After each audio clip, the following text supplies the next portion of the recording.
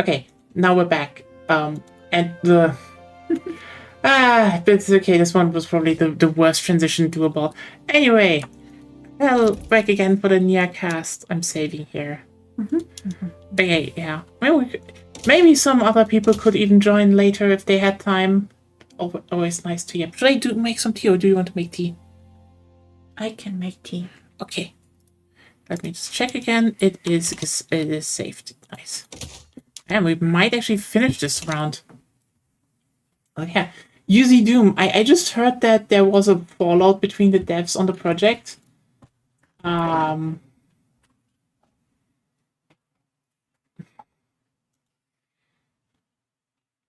and yeah.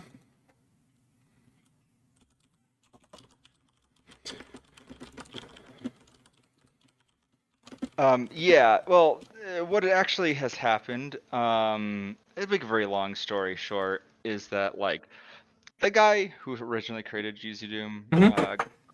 Raphael, um, vanished for, is very protective of the project, is very kind of my way or the highway kind of approach guy. Okay. And Yep, yep. he pushed some code to the project that, like, so he disappeared for like a year.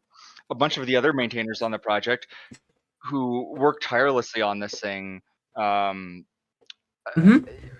just the engine's in the best state it's been in years. Like the engine's running great, a lot of cool new features have been getting added, and then he just like randomly showed up out of nowhere, pushed some commits to the project that like broke some things, and then like everybody's like, what the hell, Graph, you can't just like show back up again after not contributing to this meaningfully Yo. after a year, and then just push some shit that breaks the project. And then apparently he had been raising a stink over on another GZ Doom community, or another Mm-hmm. fork of GZ Doom called VK Doom, that Okay. had caused them to entirely shut down their project. Like VK Doom was kind of supposed to be like the next generation of GZ Doom, and like while he was like, he just kind of threw a fit over them like forking the project, and like to the I, point that he just like made them shut down. And so what the like when he fuck? didn't get his, well, again, he's kind of controlling over this. I mean, whatever, GZ Doom's his baby, like I get it. I get um that, but also like you know, listen, if you're making an open source project, but you can't handle other people forking your project, or more people contributing, then don't make an open source project. yeah, and so and he's got a history of doing this kind of stuff. Like I remember back in 2010 he angrily stormed away from like the GZ Doom community after like some issues with like, I don't even remember what. I mean, again, this is 2010. This is a Mm. long time ago. Hmm? Um, and so like he's kind of always been a bit temperamental. Again, it's fine. I don't have any issues with the guy. He's seems perfectly whatever. Whatever, doesn't matter. And so like the maintainers on the project were like, what the hell? You can't just push a bunch of like garbage code that breaks things and then like have other people fix it. And then it's like, oh, ChatGPT wrote this code, and they're like, no, you can't do that. You can't have What the ChatGPT fuck? do this. And he's like, well, if you don't like the way I do things, then you could just leave. To all the people who have been contributing and dutifully been maintaining the project for him, they're like, okay, fine, we're just gonna go, we're gonna go have our own GZ Doom with blackjack and hookers. And so they just went and forked GZ Doom over to UZ Doom, and that's what they did. And so now GZ Doom is now just, they just started the project with, they just moved the project over to a different repo without him to continue its the Z Yeah. Doom legacy without him. And I mean that's fine. Like, Uh, you Open know, source developers always have really weird drama. You to a know? degree. But also, yeah, I mean, it's funny how I talked about just earlier that the big problem with, the whole, oh, AI can take over coding for you, that AI, that all those programs cannot work with large existing code bases. yeah, that's one of those Yeah. cases. It's like, hmm. Hmm. Turns out AI is bad and not good at doing things. Actually, I mean, I don't know. I like I said, I don't have any personal problems with Graph, I've never had any issues with him. I kind of made fun of the whole situation because like GZ Doom has had like this bad texture filtering as like the default option for like a long time. Like it's turned on by default. Nobody likes it. Everybody hates it. Graph insists on keeping it as the default. The first thing I Why? always do whenever I get a new install of GZ Doom is I turn off the texture filtering. I don't know. He likes it. He just keeps it that way. It's trivial. So I made a joke about the whole situation, being like, next time I release a GZ Doom game, the texture filtering is going to be turned on by default. And then like people were kind of clowning on him in the comments. Now, legitimately, the project that I'm making, the assets for it are actually probably going to look better with texture filtering because I'm using 3D models instead of sprites. Mm-hmm. So texture filtering is probably actually going to benefit the project. I It's was probably actually not. almost thinking like, oh hey, Patrick's doing some 3D modeling. Are you going to make a game that is not based on a GC2 version? No. It might actually this project's probably going to be Godot. Actually, it's probably not going to be Oh, GC2. oh, you're joining the part I understand a bit about. Yeah. So yeah, it's TBD. TBD. Yeah, I mean, it's more like I keep trying to learn a bit of Godot, and just like stream it like once per week and just work on something, just being like, okay, I want to do this time. How can I do this? And then just keep working on it, and it's coming together. I'd say the parts are coming together. Top down game, but still, I understand Godot a bit. A Oh bit. yeah, Godot's awesome. I'm definitely more like better with. I'm definitely better with Unity. I kind of don't want to use Unity because of like licensing stuff. Oh, also Yeah. shit, that reminds me. I did apply for a position working on the game Deep State, which if you haven't seen that, uh, if you haven't seen Deep State, you should go follow that project. It looks really Mm. fucking cool. If you guys know me, you know that I'm like a big fan of conspiracy. Like, I don't believe like conspiracy theories, but like big fan of like conspiracy theory aesthetics. Love the X Files stuff like that. So like, Deep State very much up my alley in terms of like the type of game that is, the graphics Hmm. style, the kind of elements of it, the kind of deadpan type of humor that it has, Hmm. Yeah. pos- the or the ironic but non-ironic like conspiracy theory setting. Very good stuff. I love it. But didn't work out. But anyways, yeah, that dev hiring people, and so I applied for that job. So I connected with them. We're gonna find out. But But anyways, good luck, yeah, actually. might end up use. But anyways, I might end up using Unity for this project because I know Unity better than I do Mm. know Godot. The engine I know best, obviously, is GC Doom. So I'm gonna end up using whatever is gonna get this project done fastest. Yeah. At least for the prototype, I'm gonna use GC Doom so I can just get a trailer out really quickly. But I may end up pivoting to using Unity or Godot after I get Yeah. the Like prototype I done. mean, the thing is, I find that actually kind of interesting. There was this. So I know there was Steam Next Fest, and there was a bunch of games to try, and Clostin. Holy shit, that game has the sauce. And I'm still baffled that at the end they were like, "Oh yeah, it's on Godot." I'm like, "Holy shit!" If you did you Oh, play that? no, I didn't even hear the name of it because for Oh some my god! reason, the no, Okay, the at that exact moment, Discord decided to make you sound like a robot, so I missed damn, it. Closton. No. Oh wow! Wait, I'm just sending you the store page. Like it's pretty cool because it's like one of those like let me put it like this. You kind of made a game based on old stuff. With some of the mechanics and such, but like there was a lot of new. There's basically Doom Eternal in there, etc., and beyond. Good stuff. Yeah. This game is like I played and was like, that's fucking unreal.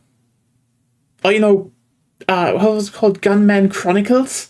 Like like literally early Unreal Gold Source Engine game, and then later they were like, yeah, we're literally aiming for basically Gunman Chronicles. I'm like, oh, because this is like one of those games that it's just like, yeah, this feels like something you pull out of a drawer and like, oh, what is this? What's on this floppy disk? I haven't never heard of that. And then it's like, oh fuck! It literally feels like one of those old games. Like very unapologetically, just like an old game. Feels old school, has old school mechanics. It is old school. Like even um they even have some like texture warping on the gun and stuff just to sell even more that this feels like on this, on old rendering in CRTV. It's like, ah, like, yeah, it's just, and the levels are like not, oh, big, open, expansive, because like, old games, you couldn't make big, open, expansive levels, so they're like, yeah, more corridors, enemies around the corner, but like, it's like, it's really one of those games that just, it legitimately feels like one of the old games. Like, It's old school because it is properly old it school. is an old game. Like doesn't even emulate aspects. It is basically an old game, and it's just wild. That's cool. That is definitely closer to what I'm aiming for with this bit that I'm working on. It's definitely it is what I'm working on is definitely a how do I describe it? What's the best way to describe what I'm working on? I don't want to say too much about it just yet. It is a inspired. I'd say very inspired by Halo. Like I said. Let's just go with steampunk Stargate is the best way to describe it for now. Okay, you know what? You just fucking sold me. Like, it's been. I like Dieselpunk more, but still.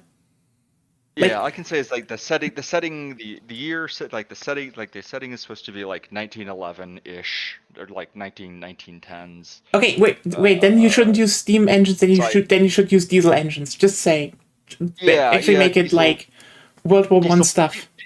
Yeah, diesel punk is probably closer to what I'm shooting for, but yeah, diesel punky Stargate sounds cool though. Yeah, you also want to do all the you want to do some guns based on all the weird shit they had back in the day. Yeah, that's kind of the idea. Is like you saw I was modeling that Colt 1911. It's kind of the type of guns I'm going to be working with, but also it's kind of Metroidvania-y. So there's also some sci-fi guns in there. So yeah, you'll see. I'm Yeah, doing some I mean, I was gonna say, like, if you're really going for some of the older guns, I'd actually recommend maybe looking at, because like basically, if we're saying like, okay, M1911, okay, classic, that one you can put everywhere, it's good. But like, if you, for example, let's say, oh, I want an automatic gun like an LMG or so, okay, you could use stuff like the Lewis gun or BAR that existed back then. Yes, I was looking at kind of period appropriate guns. You could also look at some more weird shit like the Hotchkiss MLE. So Yes, I've also M1914. been. Yeah, Yes, because I have been looking at a lot of those kind of period what I weapons. absolutely love about this thing is that it just has this gigantic strip on the side that chunks through. They had some really interesting, like, I always love the fact that about older guns like World War One, World War Two. Like I know there was this joke one day I had with someone who was like, in World War Two they couldn't decide where the magazine was still sticking because the one Australian SMG had it like on top, like sticking in from the top, and I was like, well, during World War One, I didn't even have decided what the magazine even was. So it just had like a lot of very fun stuff there.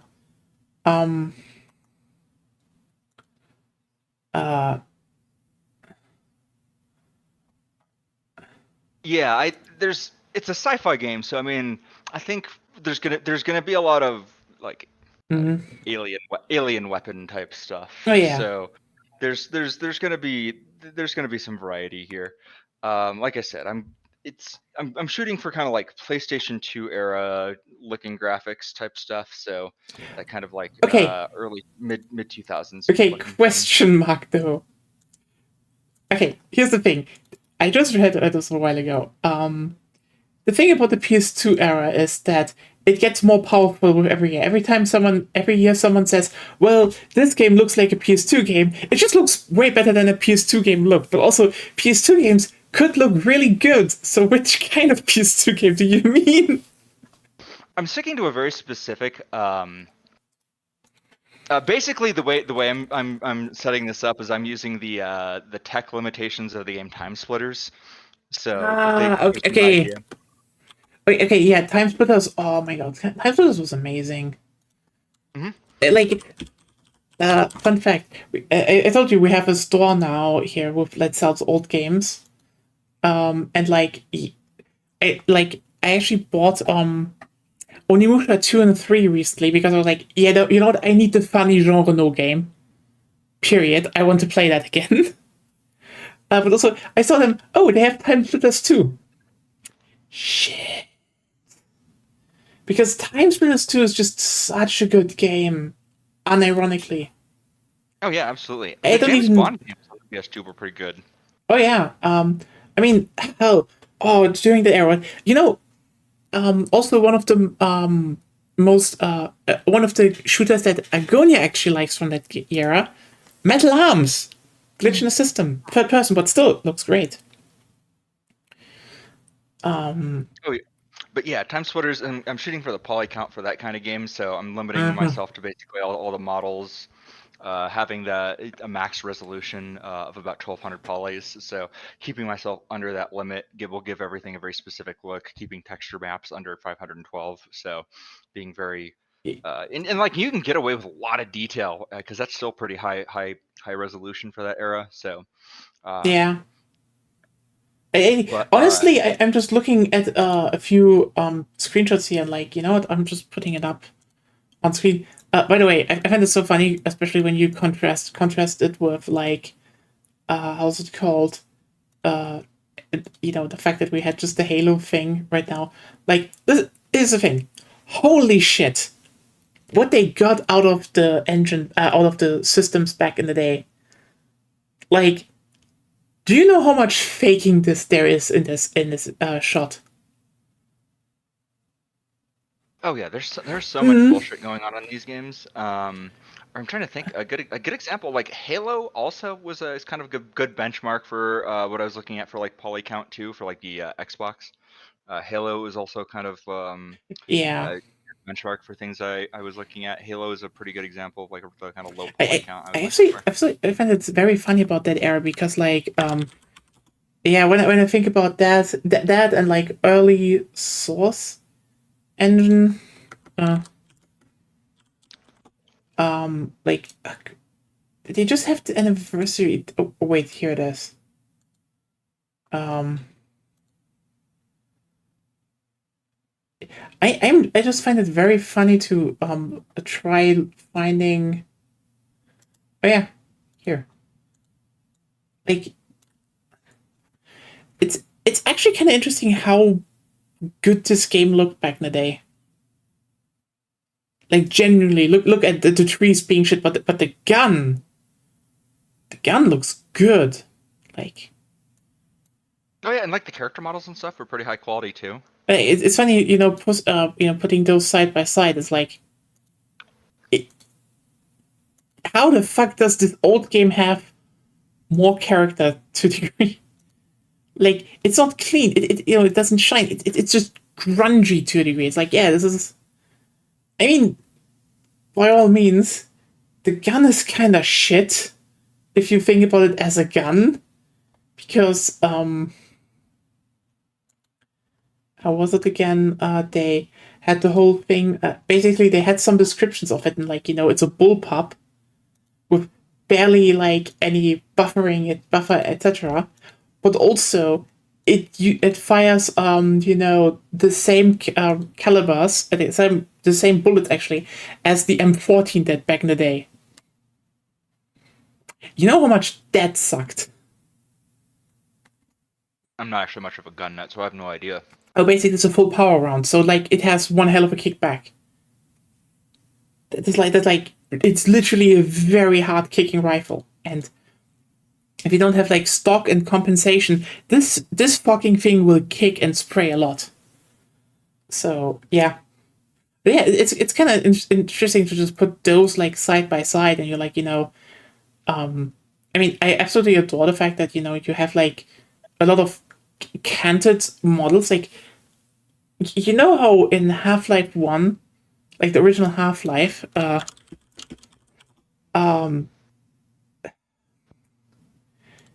of the most interesting things is that they kept, if I don't find screenshots from the fucking with the HD weapon models that Gearbox did, like they deliberately always choose guns that were already blocky in real life. That's one of the reasons why the Glock took off, or Glock, Desert Eagle, Spaz 12, all of those guns. Oh yeah, it's because they iconic video game guns. But like also, when you didn't have like when you didn't have a lot of polygons, you could actually do a lot of you could actually do more with that. Oh yeah, absolutely. Shit, I gotta run, guys. Thanks so much for hosting this. It's No worries. great to talk to you all as usual. I will catch you guys on the flip side. Hopefully, next time I talk, I've gotten rid of that stupid fucking car, and we'll have a reason to. Next time, I'll be celebrating having I gotten rid of mean, that car. All right, next time would be Halloween, and I know you want to be there. So yes, yes, absolutely. All next right. week. Thanks for hanging out, guys. See you around. Bye, guys. Yeah. Bye. Bye. All right, and I mean now we have some tea, but also Melanie, these games have identity. These old poly games, because like I think this is one of those absolute strengths if you like look at modern games versus now. It's sad that you can't really apply the old CRTV experience onto those pictures. But I mean, you can still learn from them, because like, for example, one of the things I love about this is this gun has character. Like, you can feel how it looks like, but the irony is there's no lighting. This is just the texture getting lighter. It's an optical illusion. Works. Exactly. That's the thing. It works. Like similar here on Halo, like you also just have like a lot of small details and stuff. Like they didn't have a lot of things they could work with, but what they used really well. Meanwhile, if you look at the modern one, we can just make high details and lighting, and it just... But do you need it? Not really. It's just off-putting to a degree. I mean, that's the irony. This is ray tracing and stuff, and it makes the whole composition of the shot look worse. The only reason to introduce a lighting system is if your game would actually use it for relevant gameplay purposes. And I'm telling you, 99% of games don't do that. Oh hey, Cine. This is they just announced this like a few hours ago. This is Halo Campaign Evolved. This is the remake of the Halo 1 campaign they just announced. It's Unreal Engine 5. It has AI generation bullshit in it. Again, just so you can hear it. We need to find the security override to get this door open. Yep, Cortana is now an AI voice. Have fun. Yeah. This guy isn't... Again, this is how Halo looked back in the day. It had a mood. Yeah. There's AI slop in it. Again, the Cortana definitely sounds AI. So... Yeah. And this is what I... and you're right, by the way. A lighting system has to fulfill a purpose. And the irony is, I don't think lighting systems ever topped stencil shadows. Like, here's the thing. You can make good lighting with modern systems, but like, here's the thing. There's lighting for every game, basically. And like for example, in Silent Hill F, they ironically don't really use a lighting engine because lighting doesn't really look. Real life lighting is just something that exists for us, okay? If you don't want to make stuff mundane, and even then, you use light, like, light is fake in media.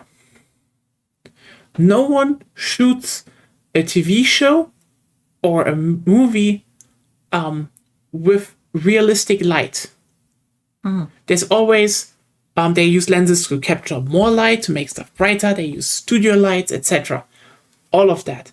Lighting in movies and shows is inherently fake. And then you look at you look, for example, at stuff like Doom 3.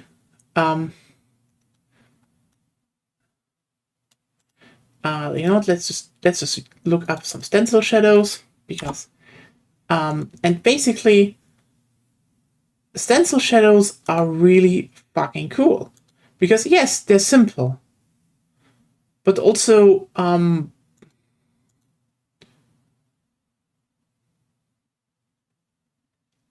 okay, can I say one thing? I just found something and we can talk about this in a second. But like, again, lighting is fucking hacking. Yeah. So if you look at, for example, this very small Doom 3 screenshot, you can see all of these shadows are harsh. But that's an aesthetic. That's cool. You can work with that.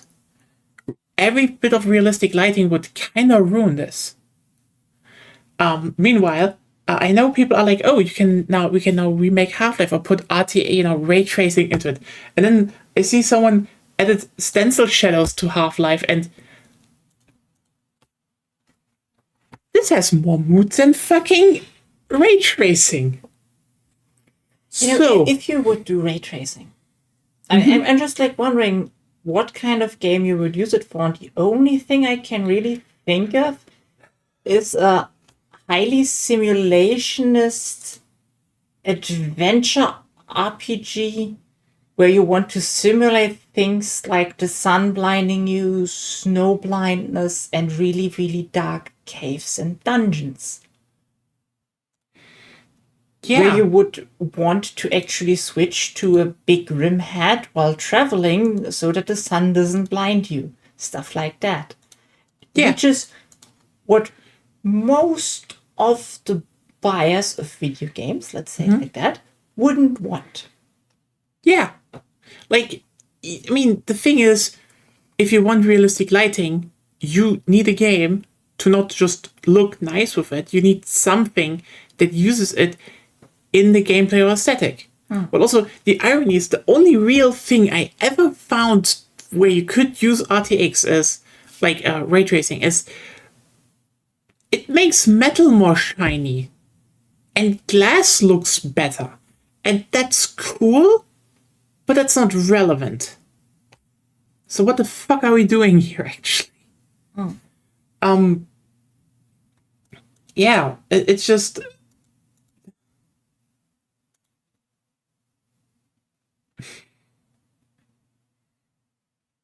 Yeah, we need more Doom 3-like games and less...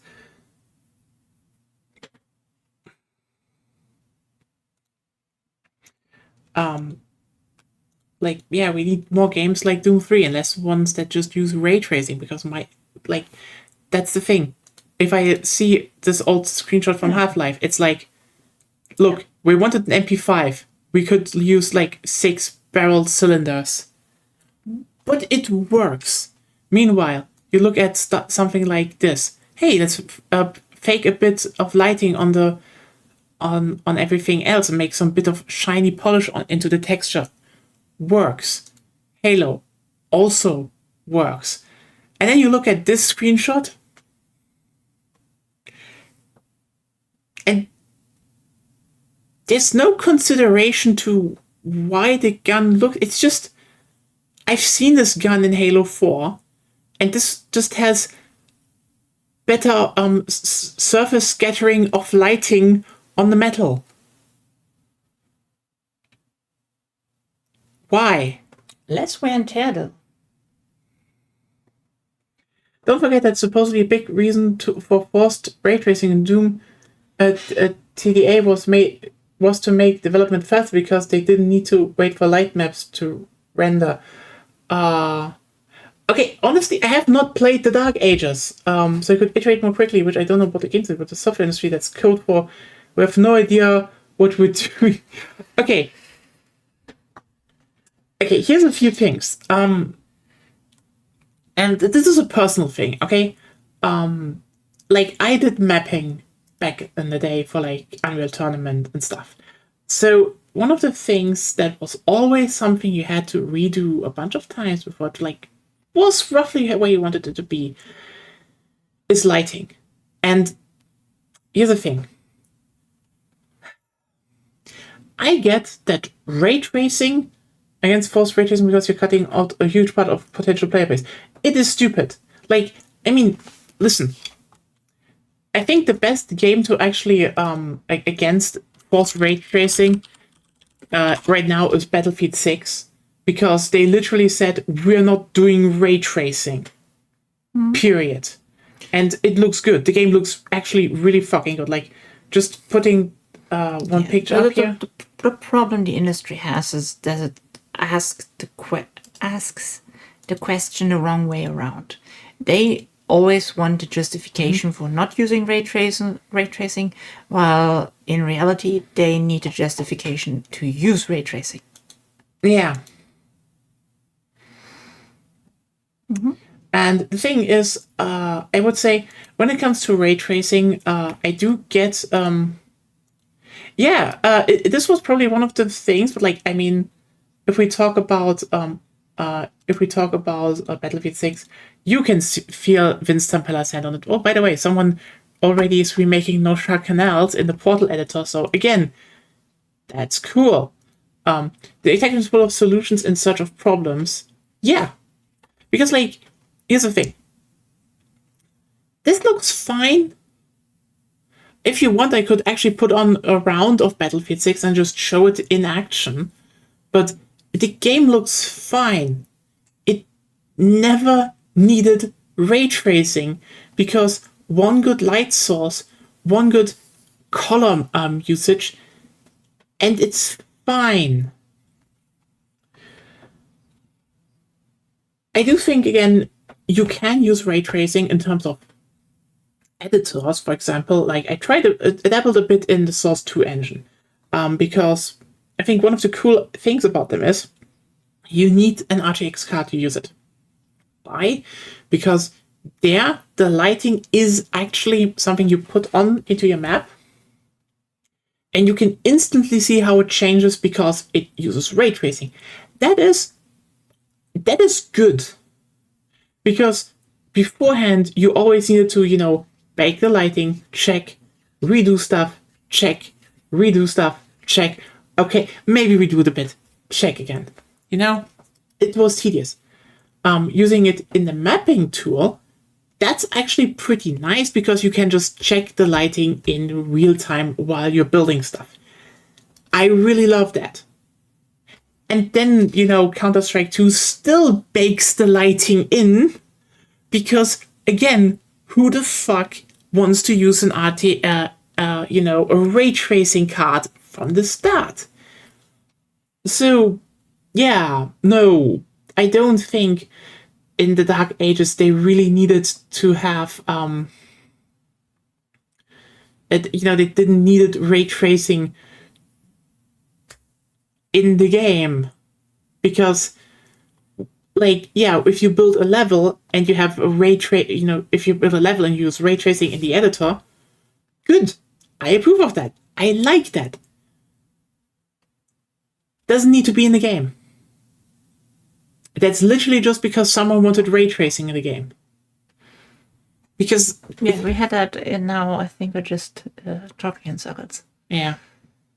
I think one of the funniest bits about this is that Battlefield 6 still says, please use an RTX 260 card because, the old ones are getting not used, but people play with a 1060. It works. So, I just want to throw it out, but yeah. Yeah, the tech industry is full of solutions in search of problems, and RTX is just something they do not need because, again, just going back to my analogy with movies, it's like, imagine if you had movie studios, okay? Fully specialized to just fake lighting so that every scene is perfect. And someone just opens the door, comes in, and it's like, I have a new solution for you. And then just points at the sun. And then everyone's like, so how would this happen? And it's just like, but it's not fake light. It's the sun. And that's the whole argument. It's the sun. Okay. You know what the funniest bit about this is? I have not seen one game that is you need to have, ray tracing on that actually is set in something a space station or metal stuff, basically a Doom 3 thing, a bit of horror stuff, but here's the thing. Again, you remember when I said the best appliance for ray tracing is that it can make metal look shiny? Again, it can reflect stuff, so, you could actually be like, oh, you can peek around corners by actually looking onto pipes, maybe, and be like, oh, there's an enemy around there. That is one of the things I can actually imagine ray tracing being used for, as you could find mirrors in places where mirrors would usually not be. Or, you could maybe reflect light somewhere and have light puzzles with that. That would be a thing to use it for. But again, more simulationist RPG. More simulationist RPG. Then you could actually maybe use a magnifying glass to start a fire. You could actually program that with ray tracing. That's the weirdest shit. Yeah, it's like, oh, we can simulate light. Are you going to make really dark games now? No. What are we doing here? Again, as I said, blinding sun, snow blindness, dark caves, actually using light for things you would use it in real life. Stuff like that. Yep. Can we just also point out how nearly all... We're still talking in circles. So I need to move on some time. Yeah, I want to basically say that I find it very hilarious that nearly all fantasy games nowadays, even the high-end ones, still don't look as interesting or coherent as Deep Down. And that game doesn't exist even. They just put out the demo and they were like, yeah, we're maybe working on it still, but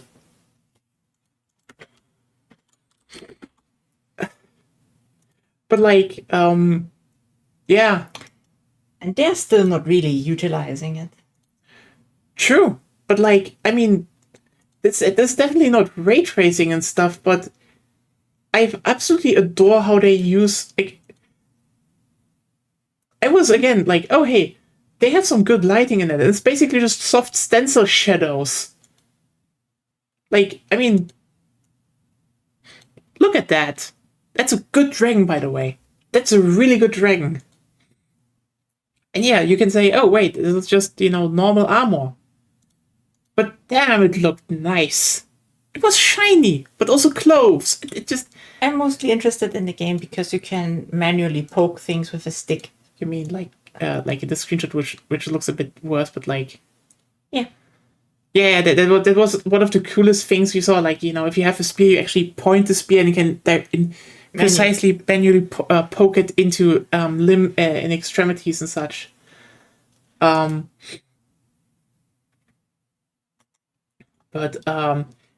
And then they alluded to that you actually not really crawling a dungeon, but do some, I don't know, Assassin's Creed bullshit by synchronizing with old artifacts and then go back in time to someone in there and play. No! Stop it! I don't know if Capcom will ever release it. Who knows? That's the actual problem. Like, we're critiquing a game that's not out. We haven't seen anything for years. But I think they're still trademarking it. It's still trademarking, and apparently it was almost done, but who knows? Capcom, what are you doing? What are you doing? Fucking up the Monster Hunter IP. Oh yeah, They're mostly occupied with fucking up Monster Hunter. it's like legitimate. It's legitimately like, wow, you're having one hell of a run with Resident Evil. You're making interesting stuff like Pragmata. Hey, even They fixed the problems Dragon's Dogma had, Dragon's Dogma 2 apparently, and made a really experimental game. even their latest Dino shooting game was, from the people that actually kept playing it, was like, this is amazing, and you're like, oh wow, interesting. You're really on a roll. That's what. How's it going? Oh my god. Holy shit, what is going on here? Yeah. Oh. I just saw that Tim has a lifetime crisis. Anyway, yeah. Anyway, this is just, it's just the thing of like, look, you can make games with shiny floors and shiny armors. I like that PS4 launch period aesthetic. I have a soft spot for the particles. This was just like, Something like interesting, like, people put in like super detailed shadow and lighting stuff and bloom, and like, that's the first things I'm looking for in the options to turn off. yeah, that legitimately you do that. And like, every time people are like, oh, remember this game, how it looked great and all that, and then it turns out, oh wait, it's all games that fake the shit out of everything. Like, remember Vagrant Story on the PS1? I do. Where everyone was like, holy shit, this has amazing lighting and everything, and then It has no lighting, it has texture. yeah, it was all just faking with textures, and like, and then you look at it and it's like, yeah, that's blocky, but it works. If the sun / moon / light source move, you just make a different texture the wall can switch to. Yeah. Fine. As long as it does not need extreme real-time updates, it's fine. Yeah. You could even do that with guns. Yeah, it's like, I think the funniest bit about Vagrant Story, in my opinion, is like, this right here could be an indie game nowadays, of someone being like, oh, I'm trying to make like a highly low poly thing. But it's PS1 game. This is the PS1 game, and it still looks good. Imagine how this looks with CRT on CRTVs, where pixel smears are the thing. Remember trying the ray tracing in Control, was like, okay, cool, all the glass panels are a bit cool. I think I like my frame rate more. Yeah, a fun story about that. So basically, I played through Control, and yeah, I did it without ray tracing because, yeah, why did I need it? I over a year ago, so I upgraded onto a 470 for, because I always wanted to, stream Battlefield more, and I was like, let's upgrade, get a new CPU, get a new GPU, and now I have a good CPU in there, and I was able to play stuff like, the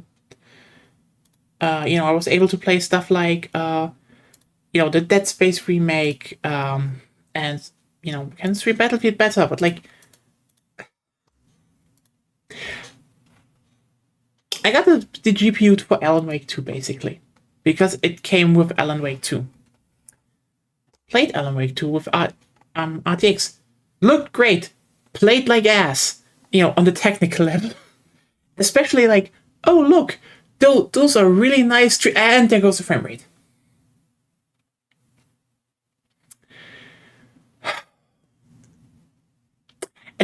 of the good-looking ones. Just why? And then I also tried to play a bit of the Dead Space remake with ray tracing on.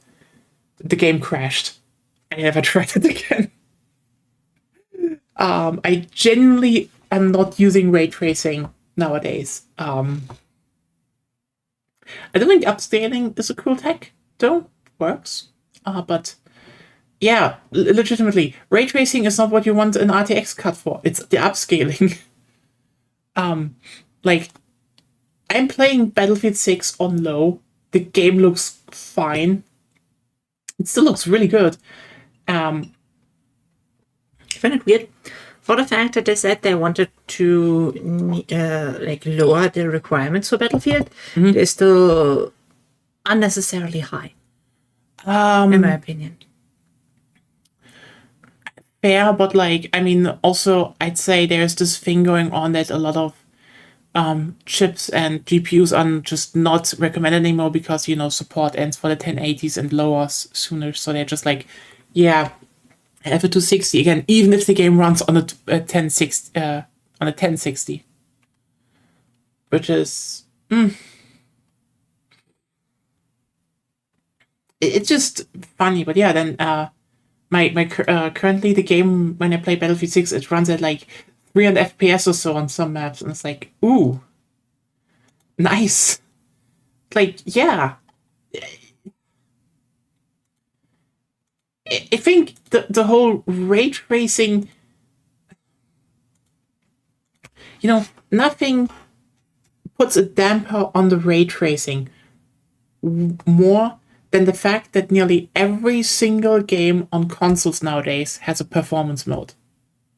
Like, they've been a thing. Like, I think it started with Neo back on the PS4 because Team Ninja just outdid themselves with Neo. That was just a great game, also on a technical level. And they were like, hey, you can either make the game look better or it runs better. And it was cool. And they kept doing that. And now, basically, every game I know, at least on the PS5, you can either be like, do I want to have the resolution and graphics higher? Or do I want to have 60 FPS? You'd think, isn't this extra problems? Well, it turns out most people use the performance mode. At this point, I think every developer that tries to market with ray tracing on PC should just look inwards and realize, wait, people really do not fucking care, even with single player games. Like, okay. Well, since when has the industry cared much about what the market quote unquote wants?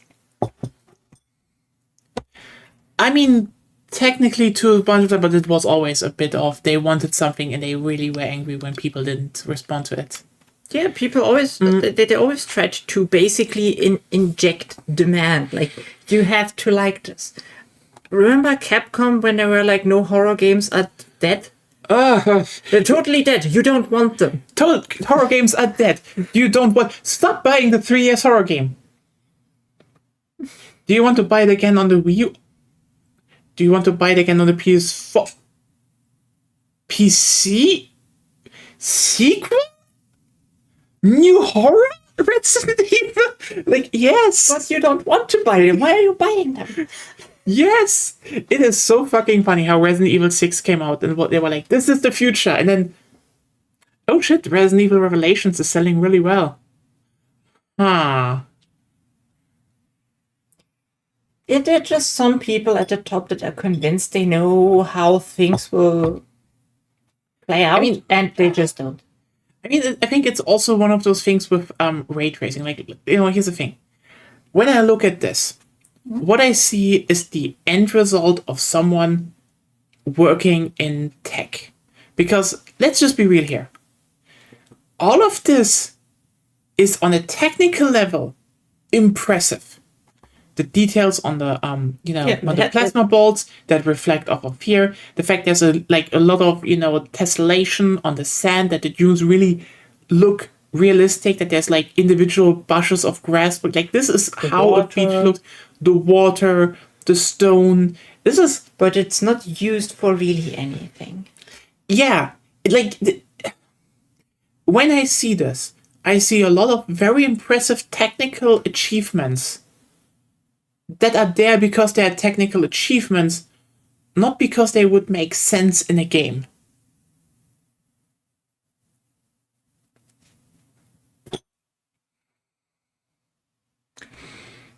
Again, make this 2 more medieval fantasy simulationist RPG and let me look at those bushels of grass, see which is the driest, based on how they look, cut them by myself, and use them as a fire starter.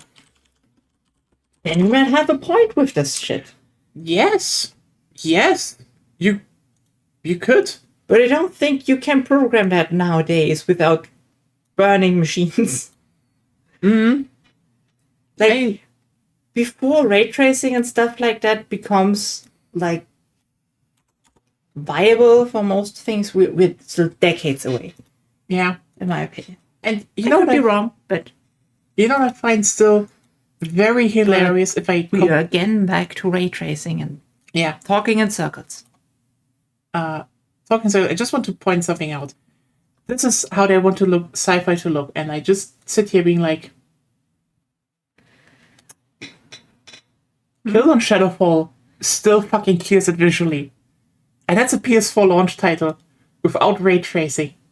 It just has literally the better baked-in lighting, better art direction, and it just, like, this is one that wants to look realistic, and it's still stylized, and it looks still, this looks still better than this. It is so fucking funny how this PS4 launch title still just tackles nearly every single look at our graphics ray tracing game of the past decade. It has the rendering fog, but otherwise.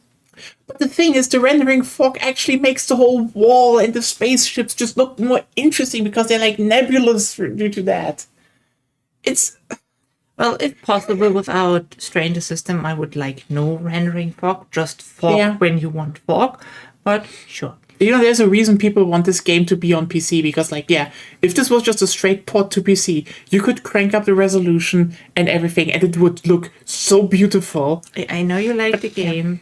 I just want to point it out. I would generally agree, but since you show me this, I have to also say the UI is bland again. I know. I know that it's bland. I mean, they can always had this in the. They try to make it like, you have your specific Vecton UI that is projected onto your glasses and stuff. So, but yeah, I get you. This is why they have the small stuff here on the bottom to be like, look, this is actually a screen in front of your eyes, which is. By the way, what Metroid Prime did when you turned the opacity from the helmet completely up. I think it's up. Then you could actually look through a helmet like you would. That was cool. Or if something, sometimes Samus' eyes reflected. That's stuff where I'm saying they could have done also. Yeah, but they still try to make it more like. Try to integrate the UI into this idea. You're looking through something onto something, but still, I get it. This would actually make sense if you had it on a lens. But yeah, I would again. Metroid Prime had a better. Metroid Prime looks still so fucking good.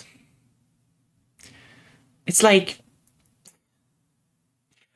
You know what? I know we're currently just bashing on RTX games, but I'm sorry.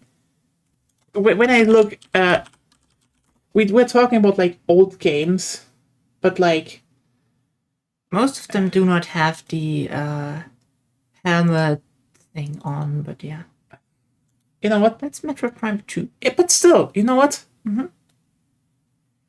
Look at that. That's beautiful. It is great. It's depressing. What's the point of the game? It's and it looks still a great. minimalist UI, like the modern ones, but it has color. it smears a bit. It's not as clean. Oh, it's blue. It's blue. It's I love that it has a bit of phasing here. There's so much good ideas in this game, and it's all recognizable. It's like also the lighting is simple, but also red colors pop out of the gray. There's color contrast. It's you see a little bit of the helmet down here and up here, just a little bit because it's your helmet. I know. We're just bashing on ray tracing, but No, I'm bashing on UI. yeah, they could have done it more like this. Yeah, pretty much every part of the UI is useful. Like you have visors down left, weapons down right. The left line up is how close you are to a damage source. Up left is a radar for enemies. Just top is your health bar. Top right is your general minimap of the area you're in. Yeah.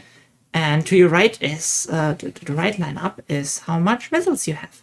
Yeah, and like a Proteus. Oh yeah, Proteus also kind of stole the Metroid Prime, but that's true. But like, I think it's more baked in. I think. Funnily enough, I have not played it.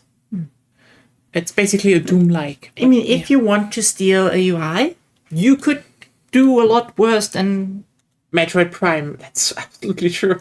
yeah. Oh, you had a way better thing open from Metroid Prime. What? Where? Second row left. This one? Yeah. It's very small. And It is. yeah, it's also just blurry, so How small was it? can't go onto the website. Look here. It's not it was not good. Yeah, but it was a more colorful area of I think even Metroid Prime 1. Yeah. Oh yeah, this is the fucking opening. Metroid Prime 1. Yeah. Yeah. Look at that. It's cool. It's just kind of really cool. And fun side thing, the beam weapons you cycle through all have color-coded hand symbols, as in probably the stance of Samus' hand to switch. Yeah, so no, this is actually the thing, because if you put on the X-ray visor and look at your blaster, it's actually you see that she does the hand symbols for them in the cannons to change remotes, which is so the normal blaster is a lesbian fingering pose. I'm just saying. Samus is always ready to go down on a girl. And shows who have very short, small fingers. Yeah, true. I mean, there were birds. They had like long, elongated middle ones, just 4 and, ambidextrous stuff. Because like this again, this isn't the human head. This is a Chozo head because it's Chozo tech. It's cool. Yeah.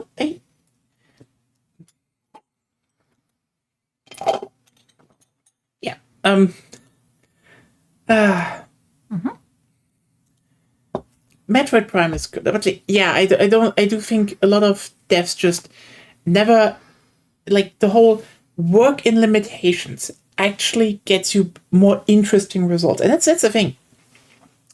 If you just want to have like the best looking result, if you just want to have tech stuff, but never ask what you want to do with it, you get this. Something that all of this is impressive as fuck. But why? Why?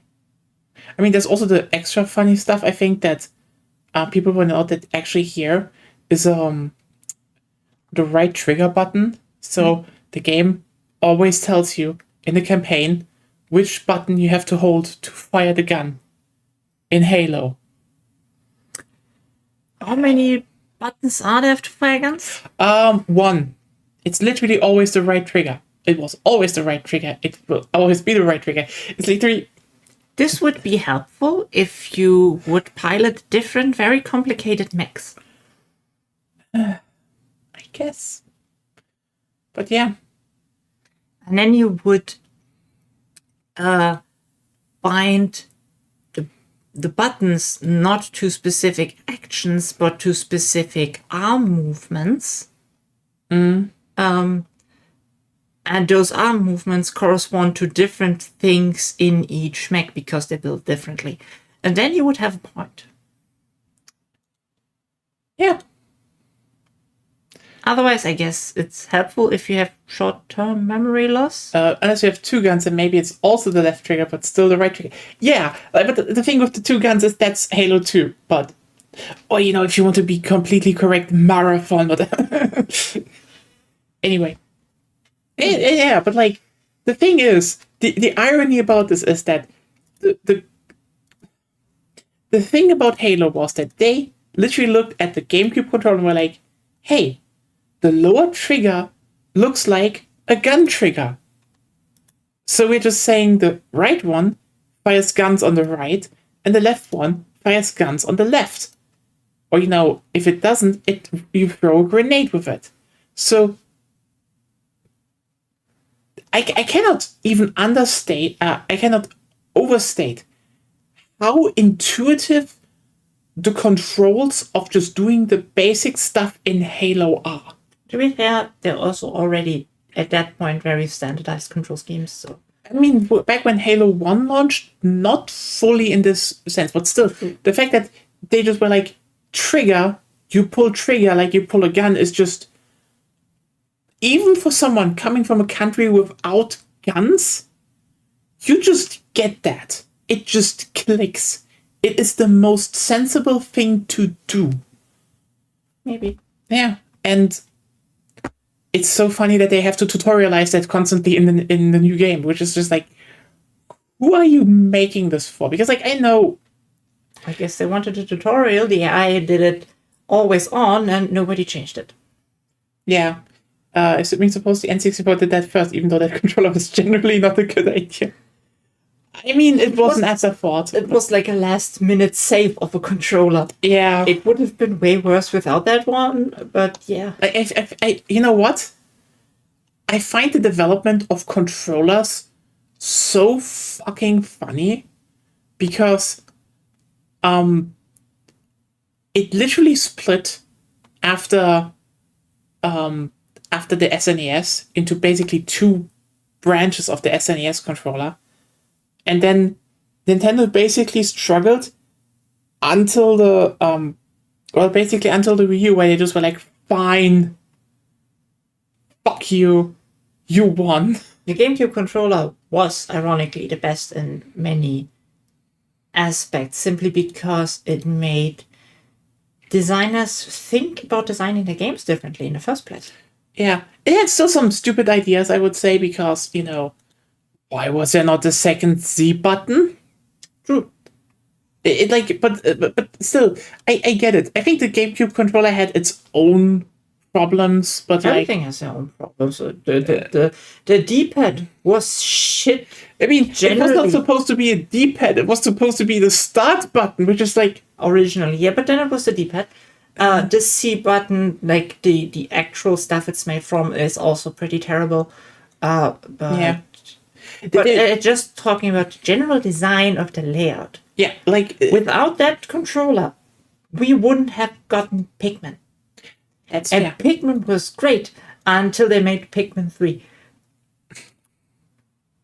Pikmin 3 is still I haven't fine, but it's played bad 4 Pikmin. yet. I kind of want to play 4 still. Should I look next I time just- how cheap it is? Sure, we can look into that in a long time. But I played 3 as well later. I started on Ultra Spicy, and I'm just thinking Nintendo played a cruel joke on me. Because that's still easy. I mean, Pikmin 1 is also not hard, but there was more to do. You do not have like 4 or 5 difficulties, with the hardest one being baby mode. Yeah. There's no point. Like Pikmin 2 had an adequate difficulty for people coming from 1. But Yeah, but like, I find it so interesting what look up something. Okay. Yeah, Pikmin 1 was like, it was adequate. It was not bad. It was generally pretty well balanced, but I like, said Pikmin 2 had an adequate difficulty for people coming from 1. That's oh what yeah, I said. Pikmin 2 was definitely a good upgrade, and Pikmin 3 was just piss easy. The story wasn't bad. The idea wasn't bad. Like, let me put it like this. There's a lot of ideas to like about Pikmin 3, and I would say also it's also one of those games where I would say the upgraded lighting and better textures did add something to the flair of, small little things moving through the environment. But But at the same time, also, why is there a lock on now? I know, yeah, they already did that with the Wii versions of the Pikmin stuff, but just because you can implement it doesn't mean you should. Pikmin 1 and 2 had a very specific way how you interacted with your Pikmin and enemies. Like the small bulbobs, they're called in English, I think. You could learn specifically where your targeting needed to be to basically one-shot them. yeah, That's a skill you could learn. Yeah. And all the skill expression and actual improvement of yourself isn't possible with the lock-on anymore because the games aren't built around that anymore.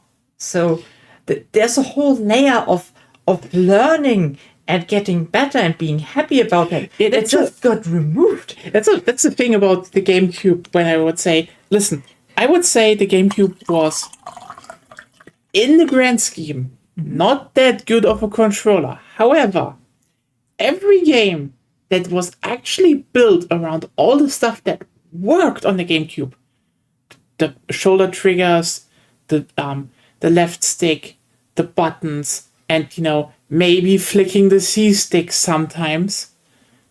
Those were fantastic. They played so organically.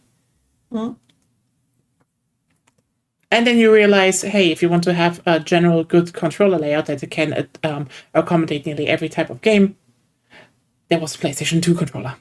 Yeah, that's why that one got standardized. But I'm still very sad Yeah. that we do not have a continuation and exploration of other layouts, because that could lead to vastly different games. Yeah. I still find the splits very interesting, though, because literally there was the SNES controller, which was flat. Shoulder buttons, 4 buttons on the side, D-pad on the left, 2 buttons in the middle. Then Sony looks at it, because, we're working on the Nintendo PlayStation back then. It was like, more ergonomic to hold, 4 shoulder buttons. And then mid-generation, they were like, 2 sticks for 3D stuff. And wow, that worked. Then basically, Nintendo was like, we make it bigger and better to hold, also with 2 grips. So they both were like ergonomics. And Nintendo was like, 2 shoulder buttons, 6 buttons on the right. So they went the Sega Genesis way. D-pad. Because they introduced the camera buttons. Yeah, center button. And then Camera. Yeah. Center button. Then they added, like, oh, wait, a 3D. and like, Stick and Z. yeah, oh, we want to make 3D stuff. Oh shit, sticks are good for that. Oh yeah, what if we put a stick in the middle and then we can put a trigger on that? And that's why, depending on your game, you have 2 different ways to hold the thing. And you're just like, what? Again, if you the irony, what happened is this controller was bad, but if it hyper focused on the few things that work in a certain setup, you can have some good games. Because again, despite everything, there was still Super Mario 64. There was Mario Party 1 and 2. Mario Party 1, 2, and 3. I don't count 3. Mario Party 1 and 2. There was Wave Race. Yes. There was what was that other thing from Rare called? Where you destroy stuff. I know. Blast Corps. Blast Corps was on there. Perfect Dark was on there. They had Does Pokemon Stadium count? Pokemon Stadium also count, but like, let's just be real here. Pokemon Stadium is menus. You could play it on any controller and it wouldn't make a difference. That's kinda true. Because the cool thing is you could like press like one button to open your move selection. Yeah. And when you knew from your head already what moves your Pokemon had, you could basically not show that the other person. Yeah. And still input what you wanted. Yeah. Unless they were looking at your controller and also knew which moves you had, and then you had problems. That's why the other person, when it's not their turn, needed to turn around. Oh yeah. That's how me and my sister played. That works. Yeah, then you have Then, from there, they go to the GameCube and they're like, you know what? Still ergonomics. Maybe we should add shoulder buttons. Maybe we should put the stick where people use it with their left thumb. Then, let's actually make like one big center button and radially align all the others around it. So you can roll your thumb. Maybe put the Z button that we had on the middle stuff on the top right, then it's better accessible. Top right? Bottom right. Top right. Z button is on top right. I understand. C. Okay. Z button. And then they were like, and then we might put a start stop down here and the small D-pad on the left. What do you mean Sony has two sticks? They have also two sticks. One is just not very usable. Yeah, the thing is, and this one was literally added because basically they went where at E3, didn't have the stick. People told them, why don't you have two sticks like everyone else? They were like, oh, everyone else has two sticks. Oh. Yeah, Nintendo is kind of like, they're down in their cellar, not noticing anything. Sometimes Nintendo in the basement, what will they do? Yeah. And then you go, and then the next one is more like, here's the thing. I like the Wiimote, but it's still funny how they were like, let's ignore the GameCube controller completely. Let's take the centerpiece of the N64 controller and turn the NES remote sideways, and then you can point it at the screen. And shit, that works. I'm joking about it, but it really worked. Except if you do a stabbing motion, that doesn't work. I think it worked in some games, but yeah. No, it was always inconsistent. You could make certain hand movements, like, I cannot describe if you do it like this. You could trigger it more consistently, but overall stabbing motions was just shit because the thing had not good 3D detection. And then they had to put out an add-on to actually give it better 3D detection. Yes. And then they sold new ones with the add-on integrated because sell it twice. Yeah, it was an upgrade. And then, and then they were like, okay, fine, here's the Pro controller. And basically the Pro controller is like, hey, let's have basically the SNES controller, but with two sticks. Then the next generation, they're like, big tablet, but also we have a Pro controller, and like, fine, you get your controller with ergonomics, two shoulder buttons, four buttons on the left side, a D-pad on the left side, and two sticks at the top. Are you happy now? And then with the Switch, they were just like, that's the problem. The top left, down right control stick layout has its upsides for certain game designs. You know what? They only arrived there with the Switch, which is very funny. They arrived there with the GameCube. Oh yeah, okay, yeah, fair point. But then they stopped doing it and they put both sticks at the top in the Wii U era. Yeah, I know. That's because everything Nintendo does is seemingly by accident and not successful malicious intent. Okay, can I say one thing about the two sticks at the top though? It made complete sense for the gamepad. On the gamepad, I get it. This is just more sensible in how you hold it. Then you need to talk about if you want to even hold the gamepad, but it makes more sense. It makes no sense on this controller. If they had like grips where you could like put in 3 fingers and then have the joysticks up there, and on the back side you have 4 buttons, you could roll your index finger along. And that would have been way better. Oh, so you mean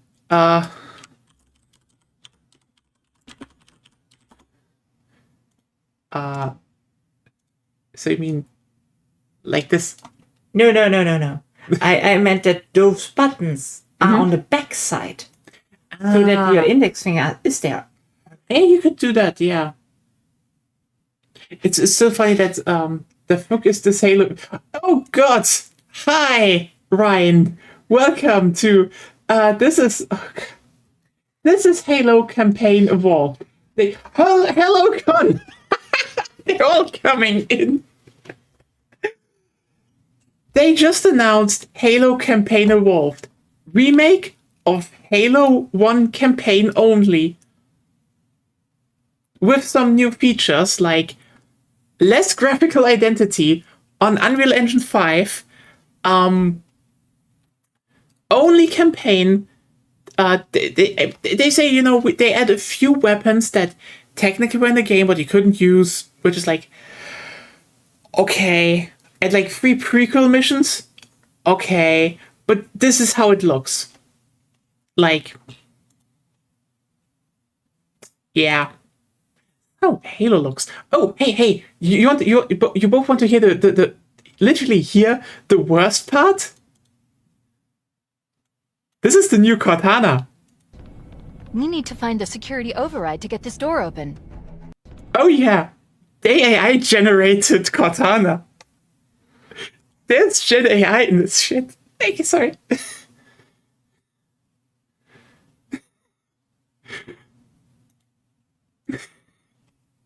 The voice is horrible because it's Gen AI. Welcome to the future, baby. Fuck this shit. You know what the funniest bit about this is? This is the one they're announcing, and this is coming to PlayStation. I'm like, you know what? I don't want Halo on PlayStation anymore. This is bad. Hey, Ryan, you know what? You also will never buy a 343 product ever again because they're now called Halo Studios and not 343 Industries anymore.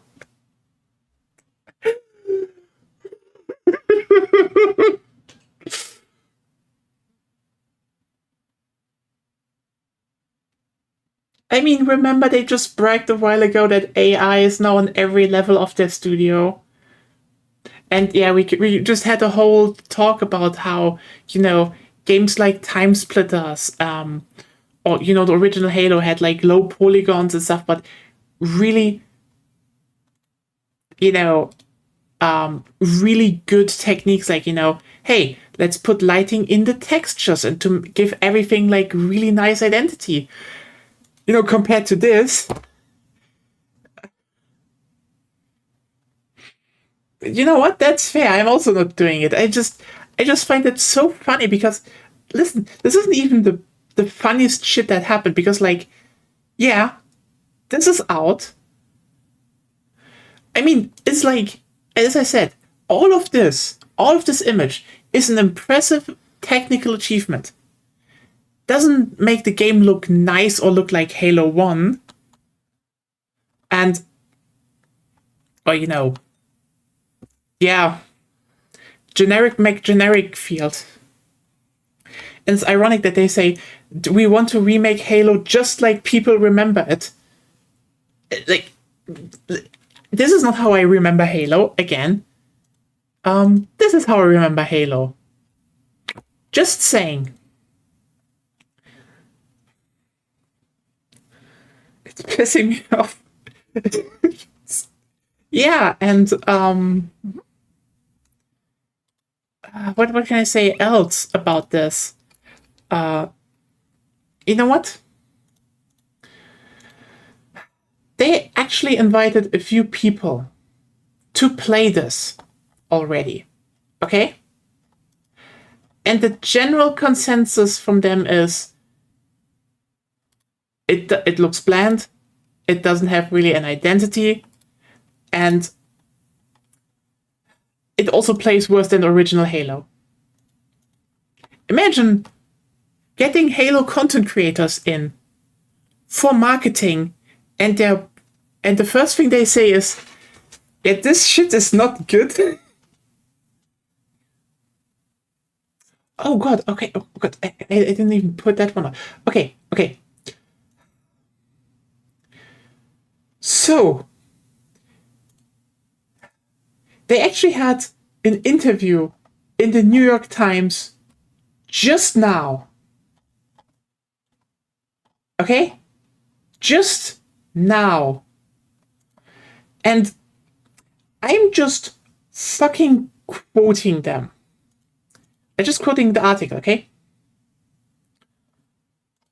Our biggest competition isn't another console, said Matt Booty, the president of Xbox Game Content and Studios, adding, we are competing more and more with everything from TikTok to movies.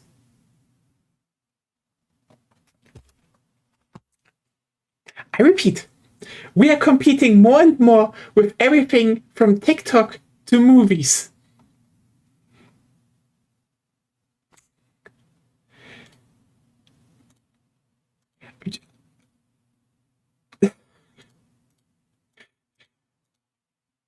It is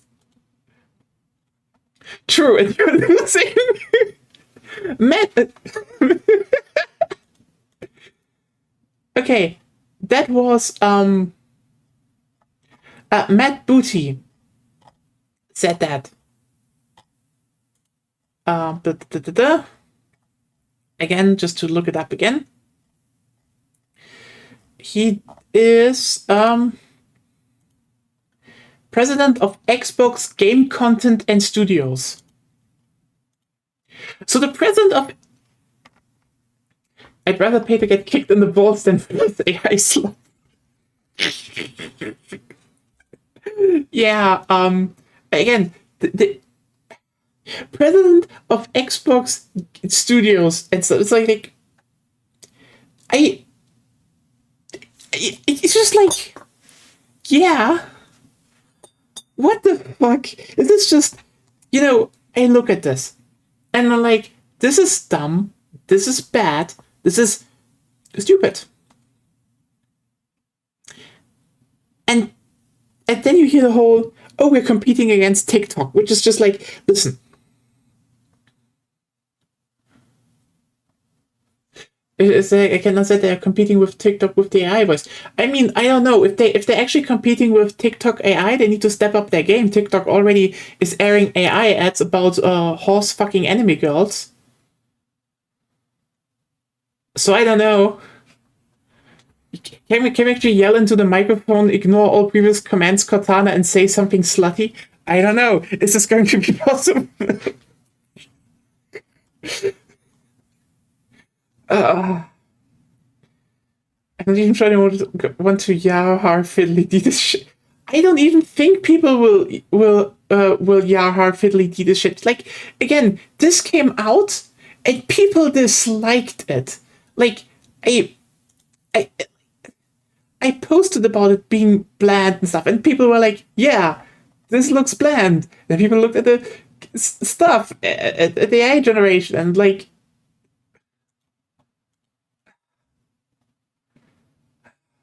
it's just so fucking funny. Because, like, they definitely thought this was a big announcement, but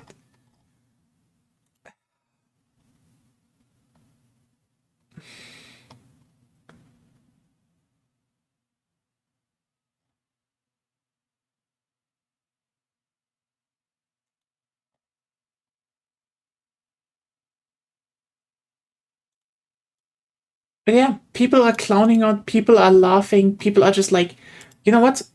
Listen, this is another screenshot from the game. Just look at this. Like, I don't know.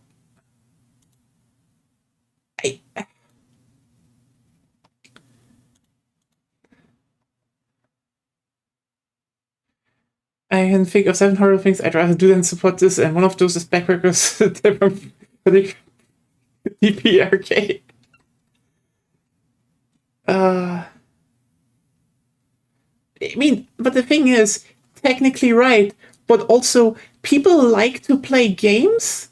Like, again, I just pointed out one of the biggest sales this year is Battlefield 6, a game without fucking ray tracing. And yet, look at all of this ray tracing. And literally just having the textures on walls from Infinite again. It's like... And then I look back at Time Splitters, and again, oh look, the lighting is the texture on the gun. It's just... You know? That's just cool. Or how Vagrant Story just somehow managed to make pretty... Like, actually, like, genuinely, like, oh yeah, I can see what this is. Even this is like a PS1 game. Oh yeah. Oh hey, deep down. Also, you know what the funniest bit about this is now, especially now with this?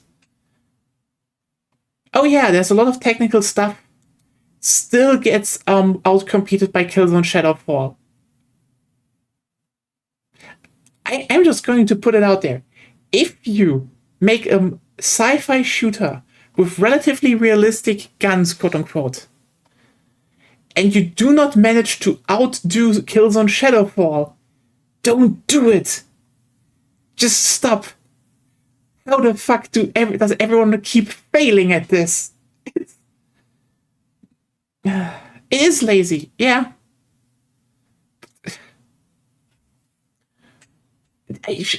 Yeah, I get why people want it on... like, I would say, campaign-wise, this is the weakest Killzone game. Okay? Like, the best is 2, then you have 3, then you have Mercenary, then you have 1, and then you have 4. But 4 is still pretty good. And, you know, yeah. Guerrilla Games just came and delivered. I'm just saying. But yeah, it's so funny to just put these side by side and like... They even blur shit out in the background, but who cares? It looks amazing. Gaming Microsoft isn't free for others, it's just... Yeah. Honestly, I just hope the Xbox divisions... You know what? I hope they just announce, oh yeah, Bethesda's independent again. Or, you know, and you know, maybe even Activision. Who knows? Maybe they're getting spicy and selling, you know, Sierra off again. All of Microsoft isn't free for. I don't know about the overall stuff, but yeah, it's like it will not end well with everyone, you know, being forced to use AI. It's just so insane, but like, yeah.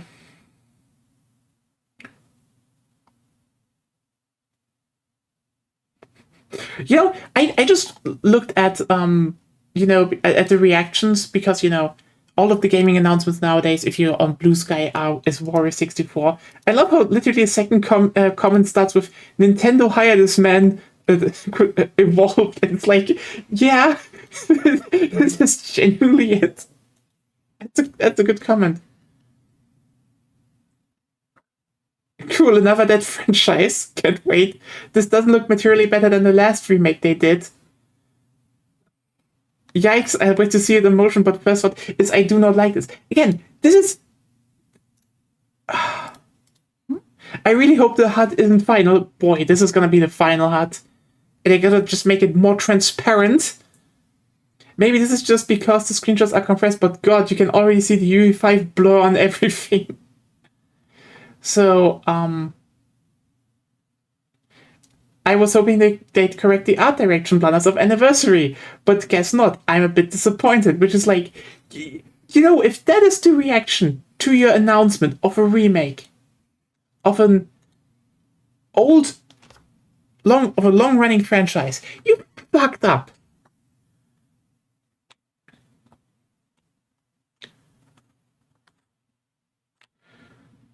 Ah, god, Painkiller. That demo was disappointing. Oh yeah, I remember. Yeah, we played around and it was like, it's neither a good RPG co-op game or a good Painkiller. Oh wait, let me put it like this. Actually, no, I do think the new Painkiller has the shooting and the movement to be a good painkiller game if it would cut out all the co-op bullshit and actually made it a painkiller game. That would be fun.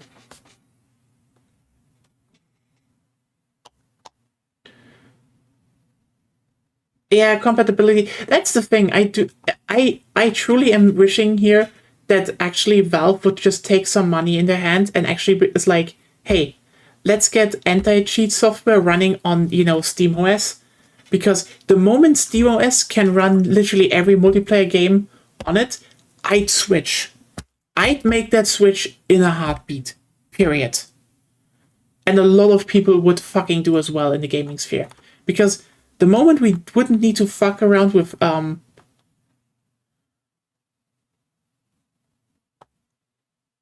it's literally like, I'm amazed that Valve isn't working on that already. That they're not like, hey, native driver support for NVIDIA and AMD cards. Yeah, that's the thing. This is why I would say if it's SteamOS and a specific solution, that's one thing. But still, I mean, the problem the problem is that kernel level anti-cheat is just kind of necessary nowadays, because if you look at any game, any multiplayer game that doesn't have it, bad. It's just horrible. Like, this isn't even like, a whole there are better solutions. They aren't. It's just like an absolute hellscape.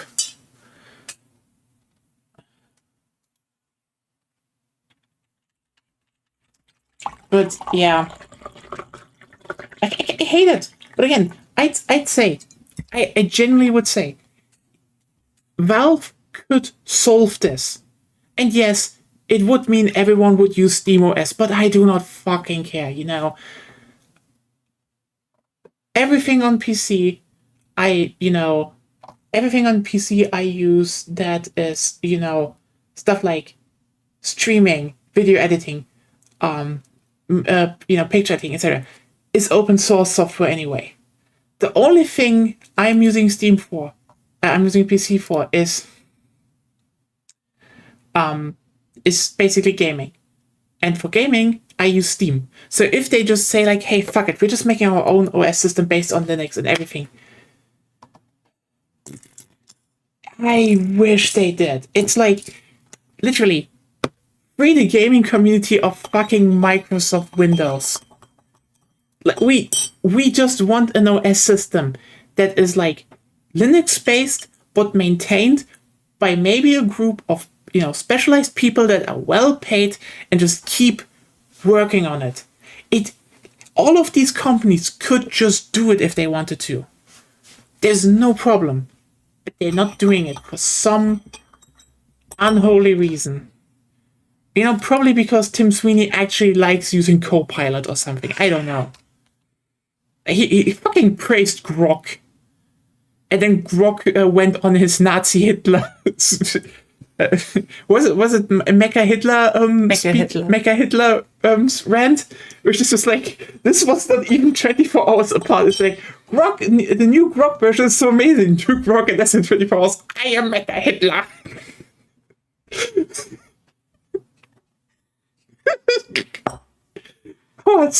It's a joke. I guess it's a good source of entertainment. It is. I hate this.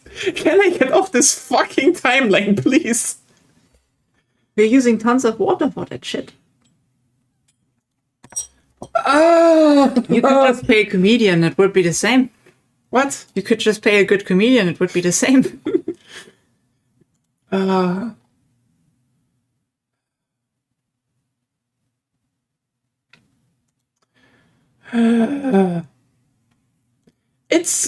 It's very painful. You know that?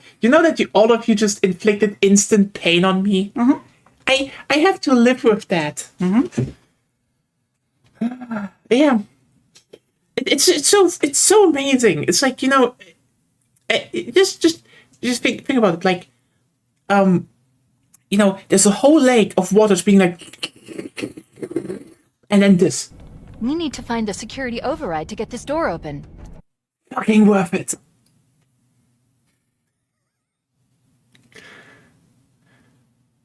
For a price of 1 shekel, I still stand here and shit talk Microsoft exits. Ah. Shekel is actually a fucking good name for currency. I just have to say that. It's nearly equivalent to Thaler. I like shekel more, but maybe those are my Jewish roots. It's just a good word, you know? And I'm not arguing that shekel isn't a really cool word, especially for currency. Yeah. Like, phonetically alone, it's great. But tying it to money, cool. But Thaler, I like as well. I kind of hate that Nazis kind of killed the usage the word shekel, because every time one of them uses like, oh yeah, you just blame the Jews again for everything. Cool, normal world we live in. Anyway, yeah, this will be 1 shekel. Actually, again, good currency name. Period. It has just a nice ring. I like shekel. Shekel is great.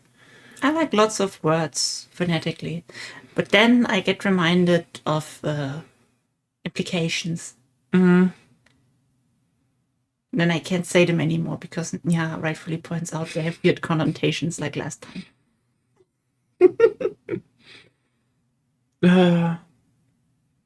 You know, it's so fucking funny looking at this. And like, you know, I just noticed, look, there are some lines here trying to be like, look, there's the extra line in the visor, the glass. And then, you know, I still would say they made it a bit more interesting here. And then again, sorry, Metroid Prime Hut just wins, period, because you can see the fucking helmet and Samus' eyes. Sometimes. Just, yeah.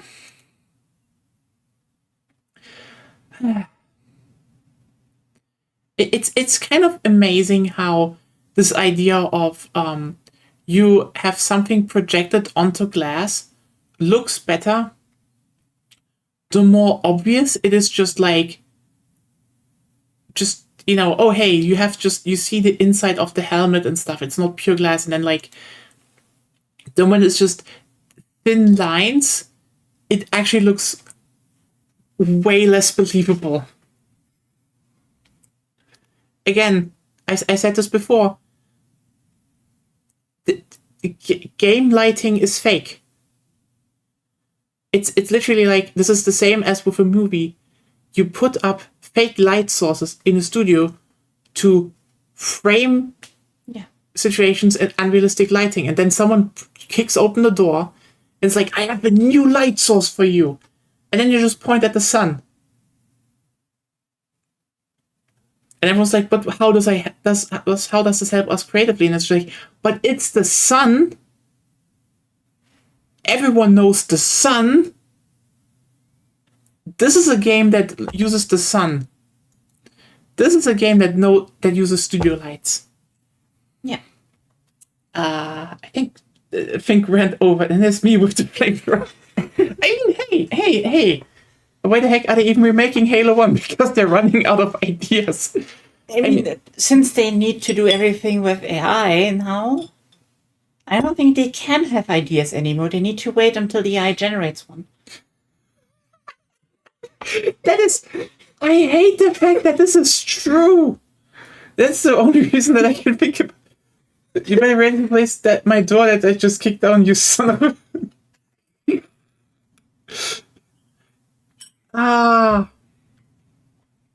Yeah, that's the thing. It's just like, I look at this and like, yeah, this looks impressive. But this has more character. This has more character. This has more character. This has more character. This has way more character. Again, stencil shadows is the only lighting you need for most FPS games, in my opinion. Hey, someone put stencil shadows in Half-Life 1. Looks way better than ray tracing, in my opinion. Hey, this one doesn't have ray tracing, and it looks good. Cool. Oh, look. Capcom used stencil shadows and soft stencil shadows and a bit of particle effects. Deep down still looks amazing. They should bring it out at some point. Vagrant Story. Hey, let's just fake everything on our weird polygonal bodies. It still looks good. Oh yeah, right, that was a different topic. But then we have this. Seriously though, it is because they're afraid of making anything new because they know people will hate it. They saw Metal Gear's remake and went, fucking do that now with any of our IPs. I mean, apparently this one is in production for a few years now, but...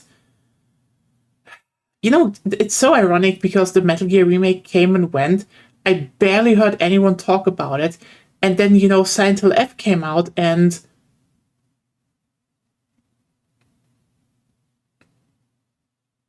everyone talked about Silent Hill F because turns out a new game that has an art direction and is just has a strong integrity and identity is much more interesting for people. I do not believe that this is 6 months of work at best. I hate to tell you this, but let me just look.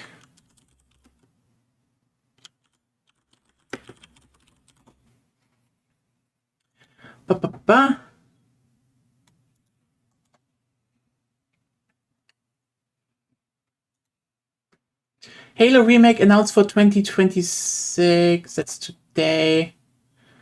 I'm pretty sure the rumor Halo Combat Evolved remake co-developed by a Virtuous Studio.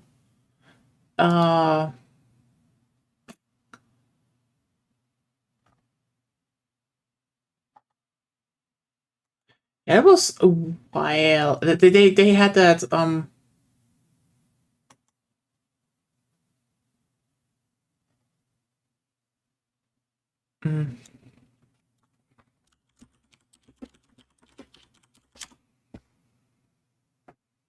Oh yeah, last year, literally last year, they had the whole Project Foundry Unreal Engine 5 tech demo breakdown. So and if you remember that, you know, this is what it looked like.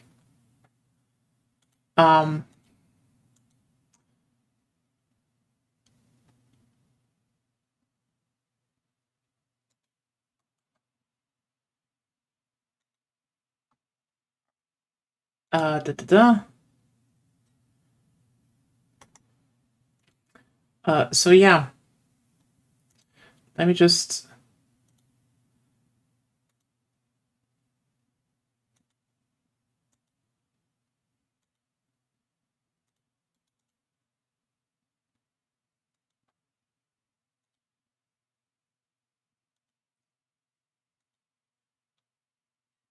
Yeah. And you can see that's definitely the thing from last year. I feel that a lot of work went into this since it should be quite a lot of work to make a game from ground up in EU5. Is it creative? Nah, not. Yeah, but like that's what I mean. This is literally a year. This is literally a year ago, and if you look at those two things they posted with how Master Chief looks in here, it's pretty similar, just more downgraded a bit. There's a bit more details on the Master Chief in the other picture. Yeah, you mean here? No. I mean here? Yeah, the back. See, Yeah. there's like vents and stuff. A bit wear and tear on the back. Yeah, but like, you know, if you look at the here, and it's Unreal Engine 5. This is they had this a year ago. The tech demo. The tech demo definitely was. They had a year of work on this.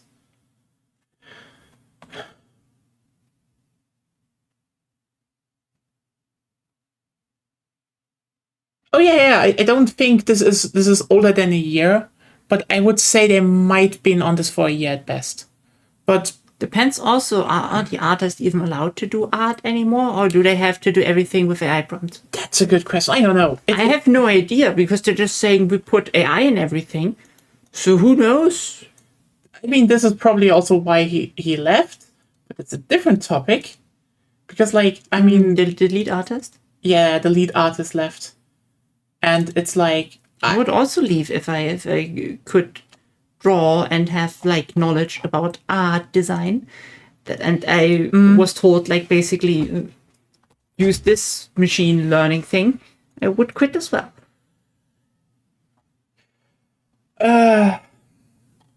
Yeah. I mean, it literally is just what apparently happened. So I'm just, yeah. We put AI and everything. Could also be just marketing so their Copilot stuff. I mean, they probably did actually force on it, put in it. So like, so. yeah. Like, I don't know. I just know that they're telling it everyone. But obviously, I have no inside information. I mean, the thing is, they basically said, like, we put it at the studios themselves, like Halo Studios, they said themselves, oh, we put AI into everything on every level of the development studio. So, like, I can almost guarantee you that, considering, again, the lead artist left, and there probably other people would also leave, because, like, you need to keep in mind, this kind of important thing. A lot of people do not want to leave right now. Okay? Like, They have a job. They have a job. The gaming industry is really going bad right now. And like, if you can still get your paycheck in from even the shittiest game possible with AI, you'd rather cling to that job until it's done. So like, again, there's probably going to be yeah, it's not really, again, that's the thing what I want to point out. The fact that the lead artist left with such a big notice in a time like this where people do not want to lose their job is a big sign that this was definitely forced onto them, and there's definitely a lot of shit going on behind the backs. It's a good indicator. It's a good indicator, I would say. Yeah, a good indicator is probably the better word for it. It's a very good indicator because, again, I think JD Hassel had a graph recently that there's only like 3,000 jobs or so open in the gaming industry right now, but over 38,000 people are looking for jobs. So like, it's complete insanity. Microsoft Studios being mismanaged is a cliche, but but this is what I want. This is what I mean. If someone leaves on their own with a big, rant that definitely tries to, skeet around NDAs, then something behind the scenes is very much cooking, because no one would leave in this economy if they don't need to. Or like, yeah.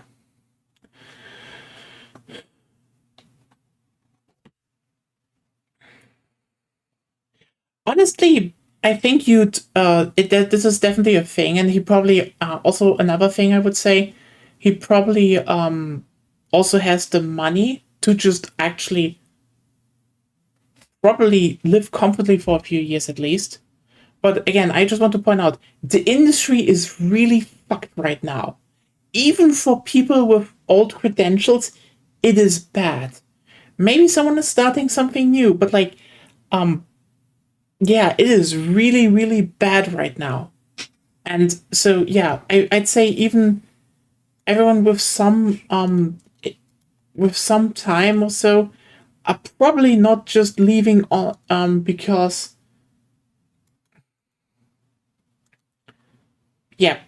they they want to. Like, I mean, also I want to point out, he was the art director for Halo for a long time. This was his baby.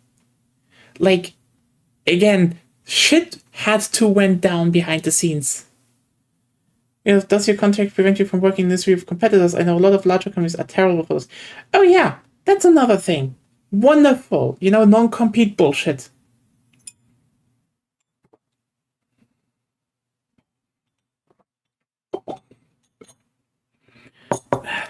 At least Patrick doesn't have to deal with that right now. That's at least something, but everything else is still bullshit. Man. But yeah, Halo.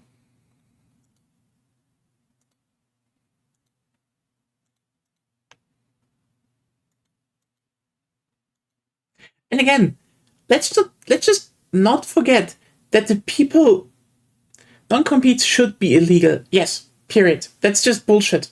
Like the non-competes sound like absolute illegal bullshit. I totally agree with you. Like I don't even know where this could be like sensible.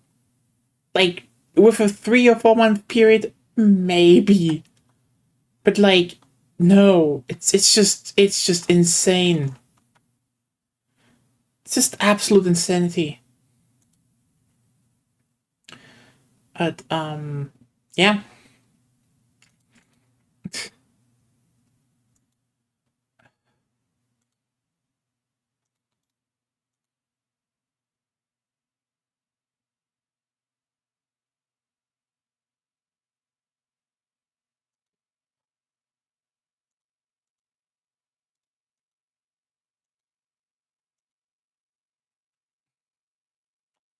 Yeah.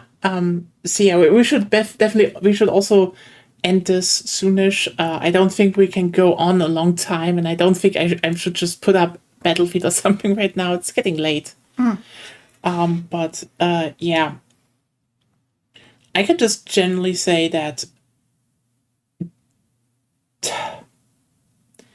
again, if the people you invite to play this game early say it plays worse than the original Halo and the anniversary edition,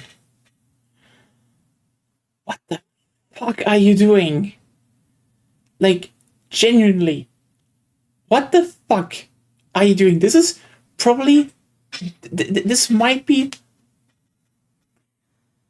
the worst announcement for a game I have ever witnessed. Like, I don't know why it plays worse than the original, but like, just in general, like, if you played lots of demos for games in general, you see a clear tendency that a good gameplay flow / pacing is there in a demo, and when a game comes out, it's way slower.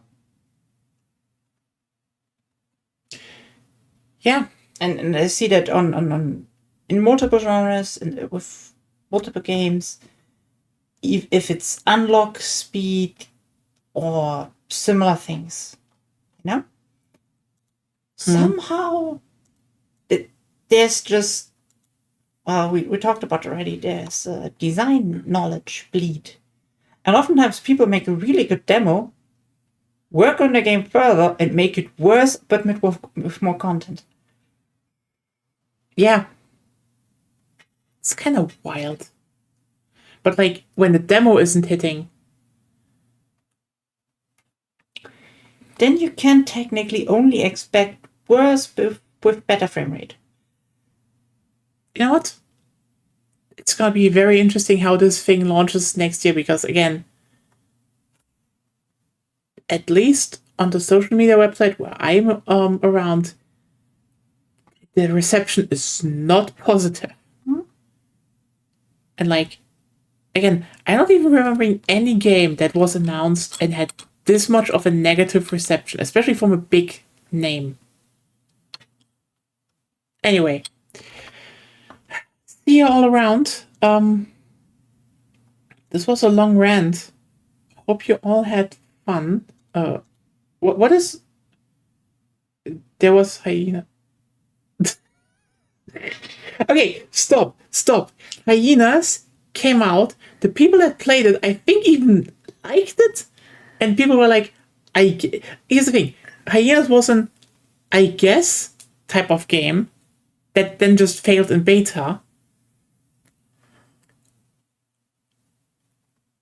Not, everyone who, like, not a big, not big franchise people love with a legacy in the gaming sphere that, it's like, hey, we're remaking the first one again. And everyone's like, this looks like ass.